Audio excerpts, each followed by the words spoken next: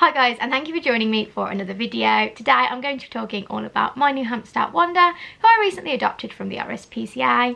Now I've never adopted from the RSPCA before, so this was like my first time experience with it, so I thought I'd talk a little bit about that too. Bearing in mind I did adopt her during lockdown. Got her a couple of weeks ago now at the end of Feb, so like the whole process was done through emails and phone calls rather than actually being able to go to the centre, but I would assume that the forms I filled in and the conversations I had would be pretty similar to the ones you'd have when you're not in a lockdown situation. So I thought I'd talk a little bit about it. So Wanda is a Russian dwarf hamster, and she'll be the second Russian dwarf hamster I've ever had, and in total the fifth hamster I've had. I do currently have another hamster, Brick, who is a Syrian. So after my hamster Polo passed away, I wasn't particularly in a hurry or anything to get another hamster. I know everybody deals with that kind of thing differently. But the last 3 weeks or so of Polo's life was very stressful. He was on daily medication, he had a tumour. It was something I'd never dealt with before and was kind of upsetting and stressful. So I was completely happy to have a bit of a cooling off period because I was still very upset about it. And another reason obviously being lockdown. I'm not really too sure what the rules are around buying pets during lockdown. I think pet stores are still selling them, but I do not want to financially support pet store breeding. I only bought my first hamster from a pet store, and since I've gone different routes, and for the last couple of hamsters I've actually adopted them by buying them from buy and sell sites as families' unwanted pets. So I thought it was going to be a post-lockdown situation anyway. And I'm in a couple of hamster groups on Facebook. I saw a post in one of those groups talking about the group Hamster, Foster and Rescue UK, which is a private group that I had to answer a little questionnaire to get into, but it's basically a group where people use it to rehome their hamsters. In the about for the group it says this group is for people looking to rehome their hamsters and for those looking to rescue. And because the group was private, I couldn't really see what was on it before I joined, but after joining it's basically a group where people share either ads they've seen on buy or sell sites, and they'll say like, you know, not my ad, but they'll share it just in case there's somebody in the area who can take the hamster, or people will join to like sell their own hamsters. And I was on here and I thought I'd join. I wasn't quite ready for a hamster yet, but I just thought I'd see what it was like. So I saw this post from somebody who was in the process of adopting a mouse from the RSPCA, and it turned out to be my local RSPCA centre. And she says that while she was on the phone, they mentioned that they may have a number of dwarf hamsters / baby hamsters available in the coming weeks, and if anybody was interested they could email, and then they put the centre's email in. I'd never really thought of adopting from the RSPCA before. I was aware they adopted small animals, but it was something like I said, I've always had a look on buy and sell sites. It was never something I'd thought of looking at. But I saw that post and I thought, oh, in the coming weeks, you know, it's not something that's right now. That could be exciting. It was something to look forward to. So I thought, you know what, yeah, go on, I'll email them. What harm could it do? So I went ahead and I dropped them an email basically saying that I'd seen the post in that group and that I was interested. And then they got back to me and they sent me the application form that you have to fill in. I sent that back, and they also asked for a picture of my cage. My last video was setting up the cage for her. I'll link that in the cards and the description if you're interested. I hadn't got that set up yet, so I sent a picture of an old setup of Polo's. And they said that they'd be in contact as soon as there was availability. Actually, not that many weeks later, it was only a couple of weeks. It felt like ages now I was waiting though, but it wasn't too long at all. They emailed me and said that they knew I'd sent an application form after hearing they were having hamsters in. Those hamsters had now arrived and would take some time to settle in there, but they wanted to know time for a staff member to call me the next day. So I sent back a time that was good for me. It was after I finished my uni lectures that day, so I was sitting through my lectures just like waiting for them to call.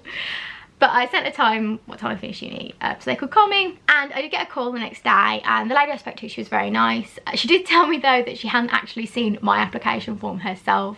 Instead she was working off notes somebody else had made on my application form, so she would have to look at it herself and call me back the next day.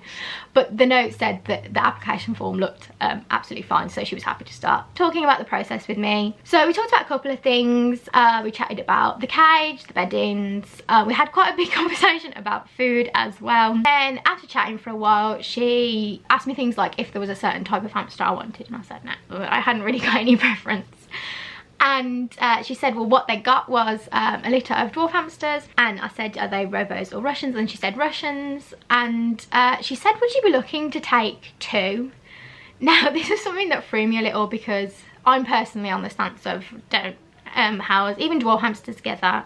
People say you can, people say you can't. I think it's too risky. Hamsters are completely happy on their own. And I said to her, oh, actually, I'd only be looking for the one. I think housing them together is a little too risky and isn't something I'm looking to do. And she was like, oh, okay. She said, because how it's worked is the litter has been split up into pairs. There's two female pairs. There's either 1 or 2 pairs of males and then 1 male on his own. So at that point, I thought she was going to say, you know, the male on his own.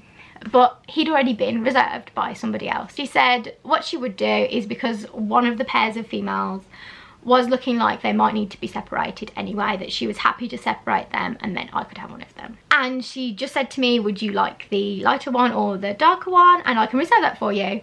And that was kind of the only descriptor I got. So either the lighter one in the cage or the darker one. I just kind of panicked and said lighter. And she said, okay, that would be Strawberry, which would be the name that they'd given her at the centre. I wasn't completely against the name or for it, but I did end up changing it just because when I saw her I thought she suited a different name. So we left it at that, and then she called back the next day and said she'd had a chance to look at my application form and that she thought my cage was ace, which is always nice to hear, and talked me through the rest of the process. Which basically started off with I was going to get a video of Strawberry to see. Okay, so the RSPCA have just emailed me over a video of Strawberry. Strawberry's like the name of the hamster that's reserved for me currently, and I have no idea what she looks like yet, so I'm going to watch it for the first time and I'm really excited to say. She's so small. Oh my gosh. She's got red eyes as well.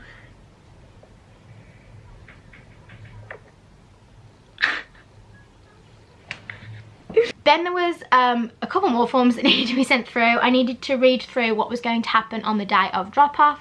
Now this is something I hadn't looked into, but because of lockdown they actually had to bring her to my house and drop her off, which wasn't something I was expecting, but I have seen since that that's actually in the rules for whether you're an adoption centre or a breeder, you have to drop off animals at somebody's house.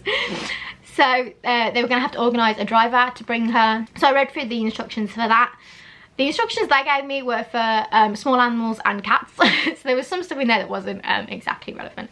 But it made sense for the most part. So I read through that. And then after that, we were ready for her to be brought round to me. So we organised a time for drop-off.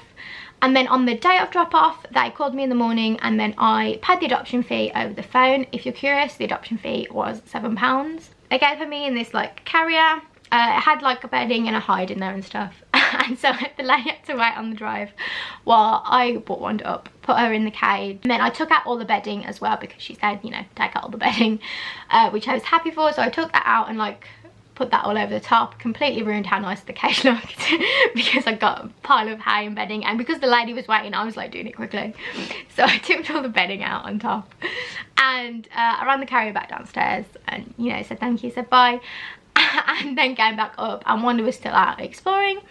So I kind of let her just do her thing. For that I let her settle in for a couple of days. Now one thing the RSPCA do as part of their adoption process is like some phone call check-ins.